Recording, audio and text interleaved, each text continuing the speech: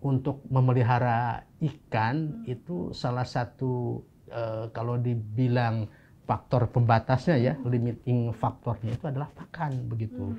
Ada nggak sih sertifikat atau label untuk menentukan pakan ikan mandiri buatan masyarakat tuh layak edar apa enggak? Untuk menjamin kualitas pakan ini adalah dengan sertifikasi CPPIB.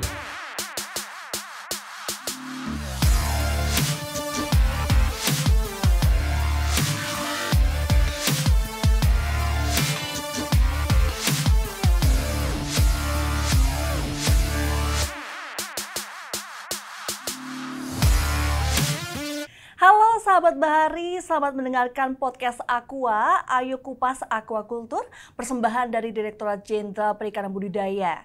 Nah, podcast ini akan membahas sejumlah topik seperti program, kebijakan, dan sejumlah isu penting mengenai perikanan budidaya. Saya Reni Armsari senang sekali menjadi host pada episode perdana kali ini dengan topik pakan ikan mandiri yang bisa membuat pelaku budidaya ikan tuh menjadi lebih mandiri. Dan tentu saja saya tidak sendiri, di samping saya sudah ada narasumber istimewa kita, Bapak Ujang Komarudin selaku Direktur Pakan dan Obat Ikan. Selamat siang menjelang sore Bapak, apa kabar? Selamat siang menjelang sore Mbak Reni. Terima kasih sudah mengundang saya ke podcast ini. Ceria banget ya Pak Ujang. Ceria banget Pak Ujang. Gimana perasaannya Pak jadi narasumber perdana untuk episode pertama kita? Ini luar biasa karena di episode pertama ini kita akan membicarakan salah satu topik yang sangat penting dalam aquakultur ya, dalam budidaya ikan, yaitu tadi disampaikan terkait pakan ya, khususnya pakan mandiri. Betul. Jadi kalau kita lihat peran dari pakan ini bisa 60 sampai 70% biaya operasional dari kegiatan produksi ikan begitu, ini adalah pakan begitu. Jadi ini luar biasa. Kesempatan ini sangat luar biasa untuk saya untuk bisa hadir dalam podcast ini. Penting banget untuk diketahui oleh sahabat Bahari yang menonton podcast ini ya. Mungkin kita bisa mulai dari pengertian dulu ya Pak, supaya semuanya tuh langsung bisa paham sih. Kita membahas pakan ikan mandiri itu apa sih pakan ikan mandiri itu? Baik, terima kasih. Jadi yang pertama bahwa dalam aquakultur atau dalam budidaya ikan ini dikenal ada dua jenis pakan ya paling tidak. Yang pertama ada pakan alami, kemudian ada pakan buatan. Jadi pakan alami inilah pakan yang tumbuh ya atau ditumbuhkan di dalam media pemeliharaan ikan, dan ini akan menjadi makanan untuk ikan yang dipelihara begitu. Seperti tanaman begitu ya Pak? Betul. Ya? Jadi pada awal-awalnya nenek moyang kita melakukan pemeliharaan ikan atau budidaya ikan ini dengan menggunakan pakan alami. Jadi kolam itu dipupuk, kemudian tumbuh berbagai jenis zooplankton, fitoplankton, kemudian juga ada berbagai jenis organisme yang ada di kolam itu yang nantinya akan menjadi makanan ikan, sehingga ikan ini bisa tumbuh sampai ukuran yang bisa dipanen begitu. Namun dalam perkembangannya ternyata mengandalkan makanan alami saja tidak cukup itu. Cukup ya, Pak? Betul. Jadi produktivitasnya rendah lah begitu. Sehingga ke sini para aquakulturis gitu, para ahli pakan, kemudian mereka mencoba meramu pakan buatan. Jadi pakan yang memang diramu berupa ransum begitu, yang terdiri dari komponen-komponen misalnya sumber protein, sumber karbohidrat, sumber lemak, diramu menjadi satu komposisi yang dibuat dengan menggunakan mesin sehingga ini menjadi pakan buatan. Nah, pakan buatan inilah yang meningkatkan berkali lipat dari produktivitas produksi ikan yang tadinya hanya mengandalkan pakan alami begitu. Jadi supaya gizi dan jumlahnya tuh bisa diatur sesuai dengan kebutuhan masing-masing dan gitu ya, juga bisa diberikan lebih intensif lagi begitu. Jadi kalau dengan pakan buatan ini kita bisa memelihara ikan lebih banyak lagi dalam satu luasan itu dengan menggunakan pakan buatan ini. Nah, dalam perkembangannya, dalam pembuatan pakan buatan ini biasanya dilakukan atau dikerjakan oleh pabrikan begitu pakan buatan. Jadi ada mesin yang besar, ada ahli nutrisinya, ahli formulasi pakan, dan mereka membuat dalam skala besar, dan ini pakan pabrikan ini kemudian didistribusikan atau dikatakanlah dijual kepada para pembudidaya ikan, dan itu kita namakan sebagai pakan pabrikan ya, pakan komersial begitu. Nah, dalam perkembangan juga ternyata banyak pembudidaya kita, pembudidaya ikan itu yang lokasinya cukup jauh dari kota, di remote area begitu kan, sehingga mereka juga ingin berbudidaya ikan begitu kan, sementara akses untuk mendapatkan pakan pabrikan tadi itu juga tidak susah, gitu ya? tidak mudah, sehingga mereka mencoba membuat pakan sendiri begitu dengan mesin yang ada di tempat mereka, dengan menggunakan bahan baku yang lokal begitu kan. Kemudian jadilah pakan, memang kualitasnya belum bisa sekaliber atau selevel dengan pakan pabrikan ini, tapi sudah bisa digunakan untuk memelihara ikan. Nah, itulah yang kita namakan sebagai pakan mandiri. Jadi pakan yang dibuat oleh kelompok pembudidaya untuk bisa memenuhi kebutuhannya sendiri dalam proses pemeliharaan atau budidaya ikan begitu. Jadi dalam pakan buatan ini kita mengenal juga pakan pabrikan yang dibuat oleh pabrik-pabrik pakan yang besar begitu, dan ini dijual secara komersial.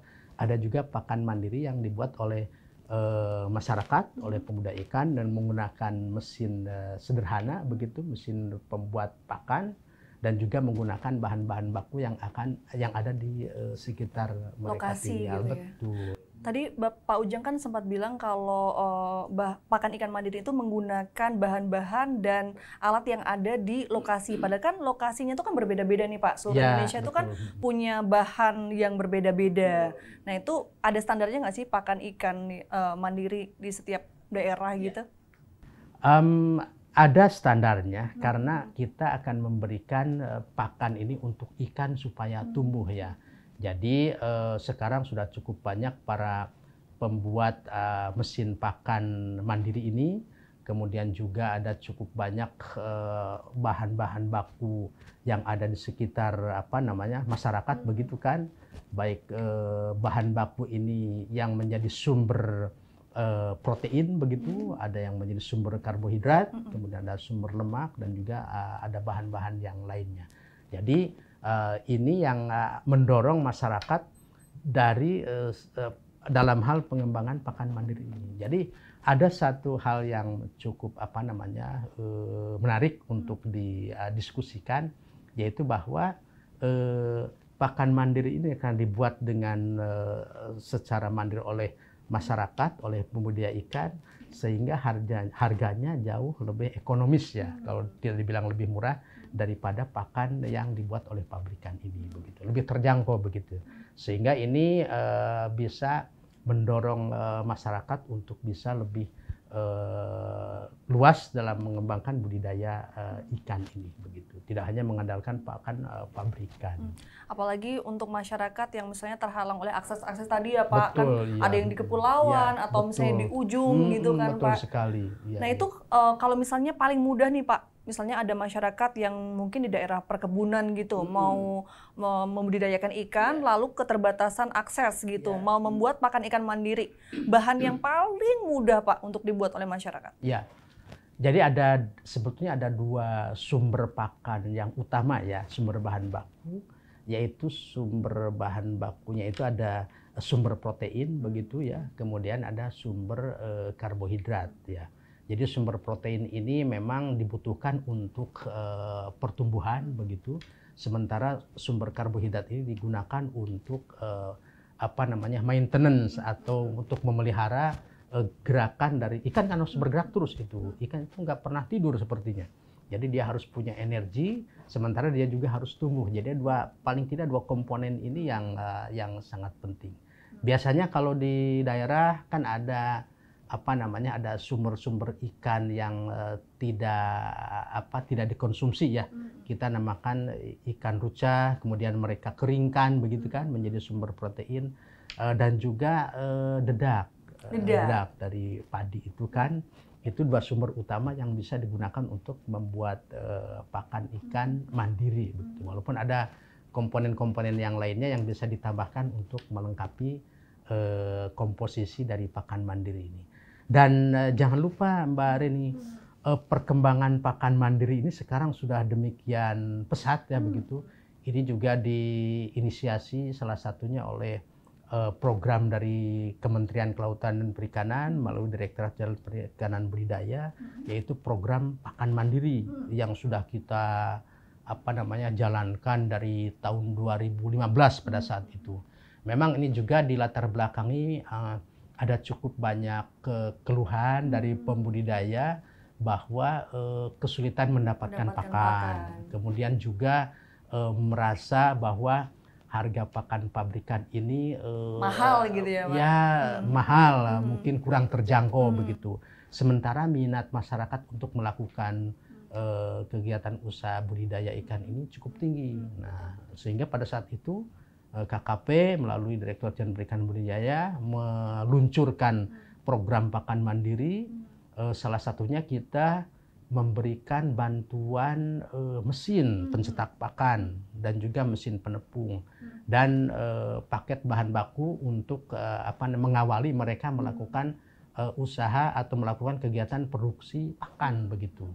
Nah, ini cukup berhasil nih program ini. Bahkan kalau kita melihat sekarang tidak hanya mereka bisa memenuhi kebutuhannya sendiri untuk kegiatan budidaya, beberapa penggiat pakan mandiri ini bahkan mereka sudah berkembang membuat pabrik begitu kan, walaupun pabriknya masih jauh lebih kecil daripada pabrikan yang komersial itu. Tapi kan lebih terjangkau. Betul. Ya Pak, secara jarak. Kemudian juga bahkan beberapa di antara mereka ini juga tidak hanya untuk memenuhi kebutuhan sendiri, tapi juga sudah menjual kepada pembudidaya yang lain. Ya, betul. Jadi ini perkembangan cukup cukup maju begitu, karena memang itu tadi didorong oleh kebutuhan bahwa untuk memelihara ikan itu salah satu kalau dibilang faktor pembatasnya ya, limiting faktornya itu adalah pakan begitu.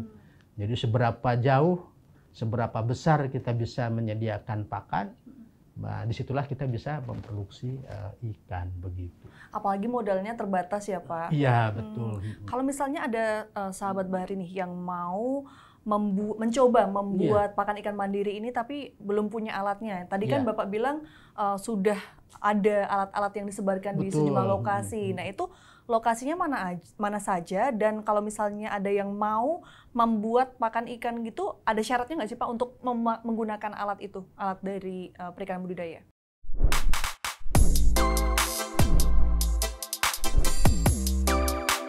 Ya, dan betul juga Mbak Reni bahwa memang salah satu modal utama dalam membuat pakan ini harus dimulai dari yang bersangkutan begitu, keinginan untuk bisa membuat pakan sendiri. Jadi kalau dia memang betul-betul ingin membuat atau memproduksi pakan secara mandiri, nanti saya pikir pemerintah bisa membantu, baik pemerintah pusat ataupun juga pemerintah daerah. Bahkan sekarang juga sudah ada kelompok-kelompok penggiat pakan mandiri ini tersebar di seluruh Indonesia ini, mulai dari Aceh sampai Papua ini. Saya sendiri, kami sampai punya 2 grup WhatsApp untuk penggiat pakan mandiri begitu. Jadi mereka bisa sharing lah begitu, baik terkait dengan jenis mesin yang digunakan, kemudian bahan baku, cara membuat formulasi begitu kan, termasuk juga sharing misalnya ketersediaan bahan baku untuk membuat pakan. Jadi untuk teman-teman para pembudidaya ini tidak sulit lah kalau mau memulai usaha atau kegiatan membuat pakannya sendiri. Tapi memang itu dibutuhkan satu keinginan kuat, tekad. Syukur-syukur yang bersangkutan ini punya minat dalam hal otak-atik mesin misalnya, mesin pakan dalam hal ini juga akan sangat mendorong atau membantu dalam pembuatan pakan ini. Kalau misalnya nih Pak, sudah ada niatnya, sudah ada semangatnya, tapi kan yang namanya usaha atau memulai usaha itu kan kita pasti ada kekhawatiran ini pakan ikan kita yang bikin, nanti udah beli benihnya mahal-mahal, terus ternyata ikannya sakit apa gimana gitu, gimana nih Pak? Iya.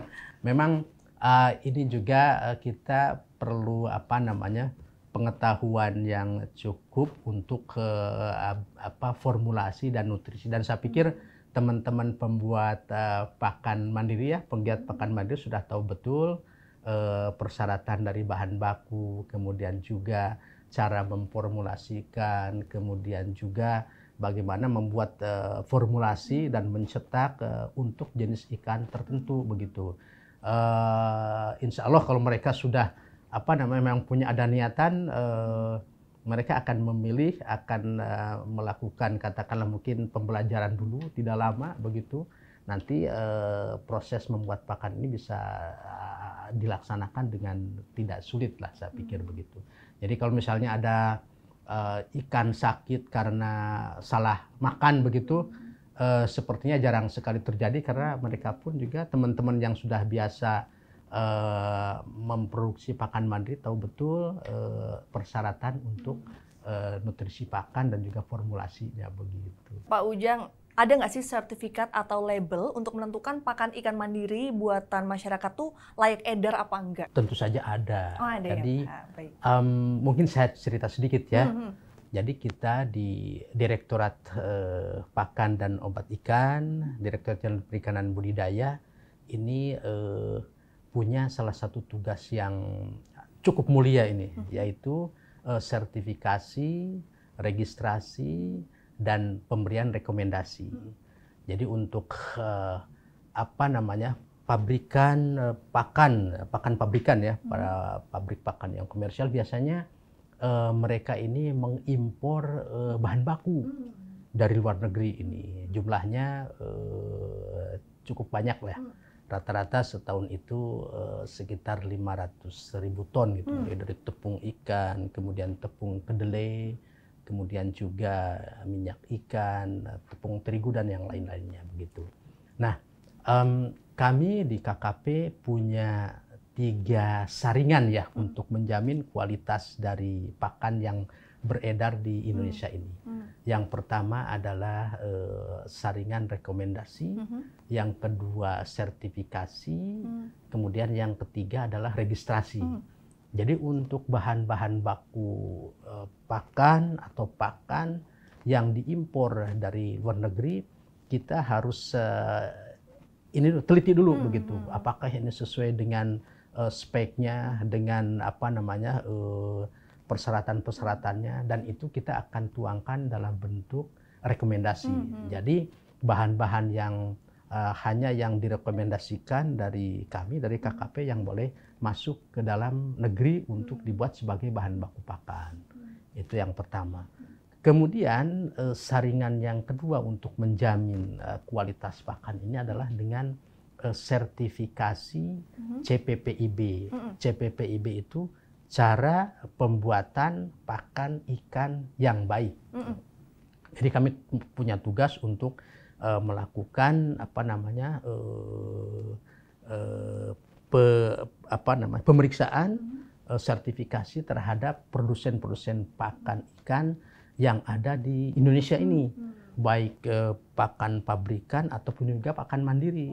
Itu jadi sertifikatnya untuk yang pakan ikan pabrikan dan juga pakan ikan mandiri juga? Betul. Jadi kita lihat persyaratan mulai dari kelayakan lokasi, kemudian kelayakan mesin, kemudian SOP, standar operasional prosedur dari pembuatan pakan ini, kemudian kelengkapan fasilitas, apakah di situ ada misalnya tempat khusus untuk bahan baku, untuk bahan yang sudah jadi, ada katakanlah tempat pengolah limbahnya dan sebagainya. Jadi cukup banyak persyaratan untuk bisa lolos dari mendapatkan sertifikat cara pembuatan pakan ikan yang baik ini. Demikian juga di pakan mandiri ya, walaupun mereka mungkin tempatnya sederhana, kemudian kecil, tapi tetap harus mematuhi aturan-aturan dari cara pembuatan pakan ikan yang baik. Bahan bakunya tidak boleh beracun, kemudian sesuai dengan peruntukan dari ikan yang Jenis akan dibeli, ikannya ya ya. betul. Dan juga persyaratan fasilitas dari unit tempat memproduksi pakan ikan ini. Jadi tahun ini kami bergerak terus, boleh dikatakan seluruh pakan pabrikan ya komersial itu sudah memiliki sertifikat cara pembuatan pakan ikan yang baik. Kemudian kalau untuk pelaku atau penggiat pakan mandiri, ini kita sudah ada 130-an sertifikat yang kita berikan kepada produsen pakan mandiri. Mungkin dari sekitar 500-an penggiat atau pembuat pakan mandiri yang aktif begitu kan. Jadi hampir sepertiganya dari mereka sudah memiliki sertifikat cara pembuatan pakan ikan yang baik. Itu saringan yang kedua. Jadi fasilitasnya kita cek dulu sesuai nggak dengan persyaratan cara membuat pakan yang baik ini. Nah, yang terakhir saringan yang terakhir yaitu pendaftaran pakan atau registrasi. Jadi mereka kan membuat pakan begitu kan.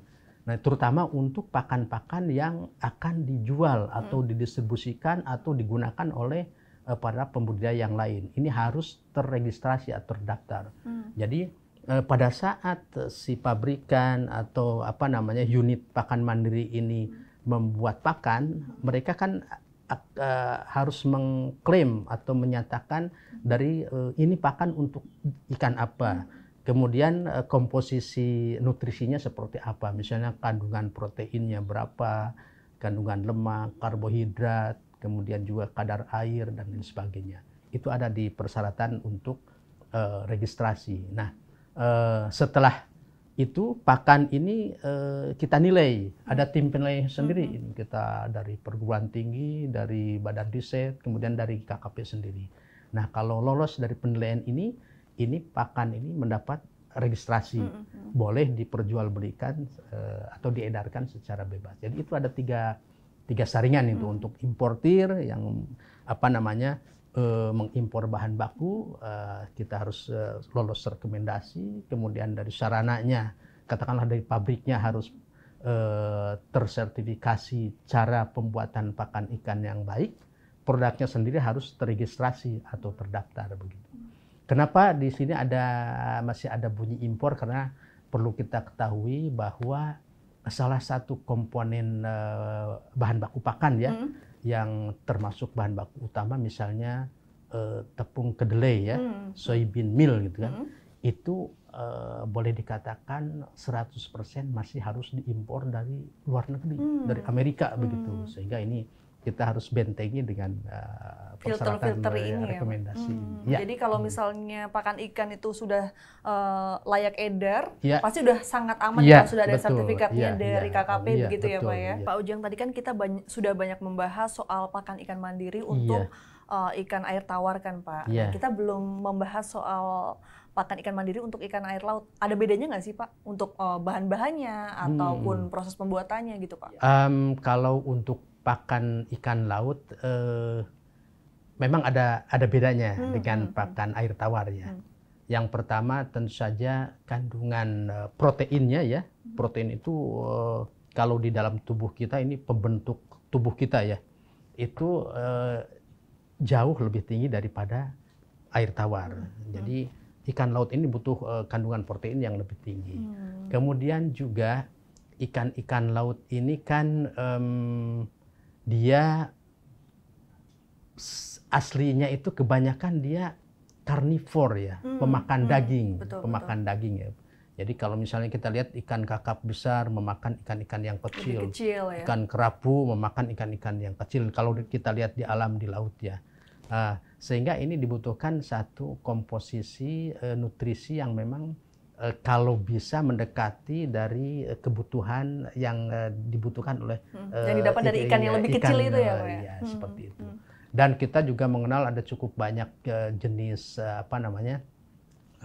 ikan yang dipelihara, yang sudah dipelihara ikan laut ya, Kita mengenal ada ikan kerapu, kemudian kakap putih, kemudian juga ada ikan bawal bintang yang sudah udah dipelihara secara komersial begitu. Ya itu tadi. Jadi bahan bakunya lebih kurang komposisi ya. Sumber bahan bakunya sama dengan di air tawar, cuma kandungan dan kualitasnya lebih tinggi yang di air laut ini begitu. Kalau untuk sahabat bahari yang baru kan tadi sudah pelaku budidaya ikan ya Pak. Yeah. Kalau ini pelaku usaha yang mau berbisnis pakan ikan mandiri gitu Pak. Ada pelatihannya nggak sih Pak? Pelatihannya cukup banyak. Jadi pelatihan ini bisa didapatkan baik di komunitas pakan mandiri sendiri. Mereka punya komunitas. Bahkan tadi saya sampaikan bahwa kami pun juga punya 2 komunitas grup WhatsApp untuk penggiat pakan mandiri ini. Jadi transfer teknologi, transfer informasi di antara mereka cukup intens ya melalui media itu. Kemudian juga kami di KKP ya, di DJPB, Direktorat Jenderal Perikanan Budidaya, punya 10 UPT yang sudah dilengkapi dengan pabrik pakan mandiri. Jadi teman-teman yang berminat untuk memproduksi pakan juga bisa belajar di UPT-UPT kami. Kemudian juga di beberapa universitas, khususnya yang ada jurusan budidaya perikanan atau perairan juga pasti di situ ada mata kuliah atau topik terkait dengan pakan ini. Di situ juga masyarakat bisa menimba ilmu di situ, bisa mencari informasi atau bahkan juga bisa berlatih begitu kan. Jadi pengetahuan tentang membuat atau memproduksi pakan mandiri ini sekarang ini adalah sesuatu yang mudah didapatkan begitu, baik secara langsung ataupun juga melalui media online misalnya. Jadi jangan khawatir lah kalau misalnya ada teman-teman para pembudidaya yang berminat ingin membuat pakan sendiri begitu kan, sudah cukup banyak sarana yang bisa digunakan atau dimanfaatkan untuk sebagai tempat pembelajaran. Saya pernah mengunjungi ada beberapa penggiat pakan mandiri, bahkan mereka buka ini seperti sarana pelatihan untuk anggota masyarakat yang ingin melakukan kegiatan produksi pakan mandiri begitu ya, secara sendiri. Jadi tidak sulit untuk mendapatkan media pelatihan atau pembelajaran. Tadi saya dengar kan ada grup WhatsApp nih Pak. Ini grup WhatsApp untuk pelatihan atau sharing informasi soal perikanan budidaya gitu ya Pak ya. Yeah. Itu kalau ada yang mau ikut bergabung nih karena mungkin jauh dari universitas atau perguruan tinggi ataupun jauh dari lokasi UPT gitu kan Pak. Mungkin hanya bisa melalui informasi elektronik lewat media sosial seperti WhatsApp gitu kan Pak. Itu cara bergabungnya gimana tuh Pak? Iya, mudah sekali kan, termasuk kita juga admin di situ ya. Jadi tinggal menyampaikan nomor teleponnya begitu, nanti kita bisa undang untuk bisa bergabung di situ. Lewat mana tuh Pak? Lewat kami di DJPB, di Direktorat Pakan dan Obat Ikan bisa. Di Instagramnya ya Pak? Atau di mana? Di mana saja? Langsung ke teman-teman kami di Direktorat Pakan dan Obat Ikan bisa. Atau ke saya juga langsung boleh. Oh bisa. Ada kontak di bawah ini ya Pak ya? Iya. Baik.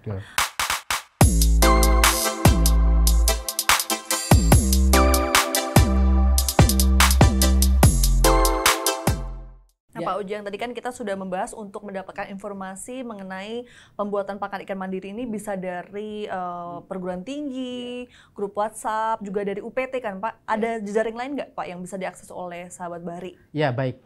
Jadi sebetulnya untuk mendapatkan informasi pembuatan pakan mandiri ini tidak sulit ya saya sampaikan.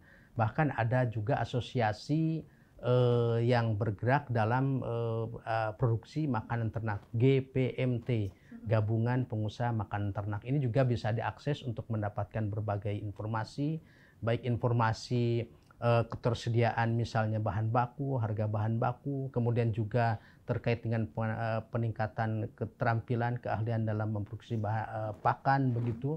Di samping universitas, kemudian juga perguruan tinggi dan dari kelompok-kelompok penggiat pakan mandiri. Kami juga di KKP ini juga ada tersebar cukup banyak penyuluh di Indonesia ini. Itu mereka juga rata-rata punya katakanlah keahlian atau keterampilan dalam memberikan pelatihan untuk pembuatan pakan mandiri. Karena mereka cukup banyak di antara mereka juga pernah berlatih untuk pembuatan pakan mandiri. Jadi untuk rekan-rekan di seluruh Indonesia nih yang punya minat untuk membuat pakan mandiri sangat mudah, artinya tidak sulit. Bahkan bisa langsung berkomunikasi atau kontak kami di Direktorat Pakan dan Obat Ikan, bagaimana langkah-langkah untuk bisa memproduksi pakan secara mandiri. Pokoknya jangan takut, ada berbagai cara ya, Pak. Ada cukup banyak. Dan yang saya optimis sekali bahwa tren untuk memproduksi pakan secara mandiri semakin meningkat. Saya lihat dari dari jumlah katakanlah penggiat atau pelaku pakan mandiri di beberapa daerah semakin intensif dan semakin banyak. Ini menunjukkan bahwa keinginan para pembudidaya ikan khususnya untuk bisa memenuhi salah satu komponen biaya terbesar yaitu pakan secara mandiri ini demikian besar begitu. Dan ini tugas kami di Direktorat Jenderal Perikanan dan Budidaya adalah membina, mengawal mereka supaya mereka bisa melaksanakan atau memproduksi pakan secara baik. Salah satunya tadi mulai dari pendampingan misalnya ke arah sertifikasi CPPIB. Kemudian juga kalau mereka sudah berhasil memproduksi pakan dengan kualitas baik, ada keinginan untuk menjual begitu kepada teman-temannya atau kepada halayak yang lain di perikanan budidaya, ini kami sangat dukung dan kami lakukan pembinaan bagaimana mereka bisa meregistrasi atau mendaftarkan pakannya. Mungkin bisa dibilang kalau pakan ikan mandiri ini jadinya lebih mudah dan juga lebih murah ya Pak ya? Ya, satu hal lagi yang cukup penting bahwa ini dibutuhkan juga kreativitas dari teman-teman yang akan melakukan atau akan memproduksi pakan mandiri. Karena salah satu pembatas adalah bahan baku begitu. Jadi sebaiknya teman-teman para pembudidaya yang akan mencoba membuat pakan mandiri, pakan sendiri untuk kebutuhan sendiri begitu, lihat dulu komponen-komponen tadi di sekitar kita. Apakah ada sumber protein. Gitu. Kemudian ada sumber karbohidrat, dan yang lainnya. Kalau itu sudah sudah tersedia, kita akan membuat dengan mesin sekapasitas apa begitu. Karena mesin ini pun juga ada berbagai jenis, ada yang hanya misalnya bisa memproduksi 50 kg per jam. Ada juga yang sampai 200-500 kg per jam dan seterusnya. Jadi kita sesuaikan dengan ketersediaan bahan baku yang ada di sekitar kita. Nah ini pertanyaan terakhir nih Pak Ujang. Apa sih tolak ukur keberhasilan pembuatan pakan ikan mandiri? Apakah dari bentuknya atau nanti efeknya terhadap ikan yang makan pakan ikan mandiri itu? Ya. Tolak ukur keberhasilan pakan mandiri kalau kita lihat secara umum ya, secara umum begitu bahwa ini dilihat dari semakin banyaknya keinginan atau juga praktek yang dilaksanakan oleh para pembudidaya dalam memproduksi pakan secara mandiri.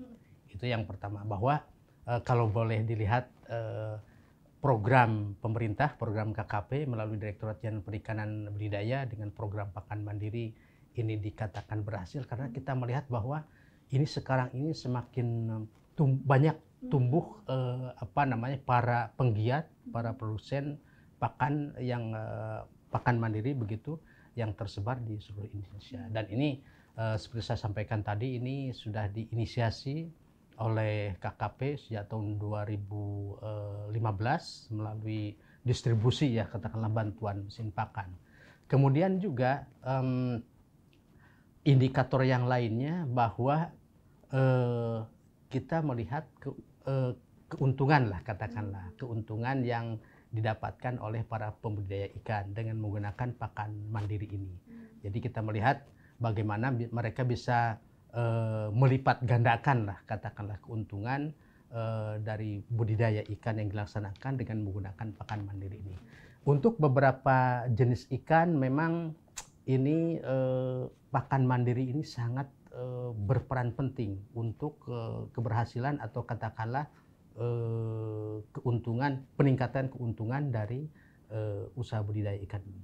Misalnya sebagai contoh untuk ikan patin ya. Patin ini sejauh ini boleh dikatakan hampir mungkin seluruh produksinya itu menggunakan pakan mandiri. Ada pakan-pakan pabrikan juga digunakan. Kita juga tidak bisa meninggalkan sama sekali pakan pabrikan, terutama untuk stadia-stadia yang kritis, misalnya untuk stadia benih yang masih kecil. Tapi untuk pembesaran, untuk grow out begitu, para pemuda ini sudah sangat mengandalkan produksi dari pakan mandiri, sehingga keuntungannya mereka bisa berlipat ganda. Salah satu indikator bahwa pembudidaya ini untung adalah kegiatan budidaya itu terus berkembang, ada terus begitu. Ini kan salah satu indikator bahwa memang kegiatan budidaya ini menguntungkan. Wah, luar biasa sekali diskusi kita siang menuju sore hari ini dengan Pak Ujang. Terima kasih banyak Pak Ujang atas diskusi yang begitu berharga dan juga waktunya sudah menyempatkan untuk menjadi narasumber pertama di episode pertama kita. Terima kasih banyak. Terima kasih sama-sama Mbak Reni atas kesempatan ini. Saya ingin menyampaikan kepada rekan-rekan para produsen pakan mandiri, jadi tetaplah kita semangat, memang kendala selalu ada, terutama terkait dengan bahan baku yang mungkin kedepannya kita harus semakin kreatif mencari atau menggali bahan baku yang ada di lokal di sekitar kita. Kemudian juga yang tidak kalah pentingnya adalah terus meningkatkan kualitas atau mutu pakan yang kita hasilkan untuk keberlanjutan perikanan budidaya. Saya ada satu pantun terkait dengan keberlanjutan ini. Jadi ikan tomang, ikan betutu dimasak, ikan tomang, ikan betutu. Cakep. Dimasak gulai di akhir pekan. Mari gunakan pakan bermutu supaya budidaya ikan berkelanjutan. Luar biasa. Terima kasih sekali lagi Pak Ujang dan terima kasih juga untuk sahabat Bahari yang sudah menonton. Dan jangan lupa untuk subscribe YouTube channel Perikanan Budidaya dan sampai jumpa di episode selanjutnya.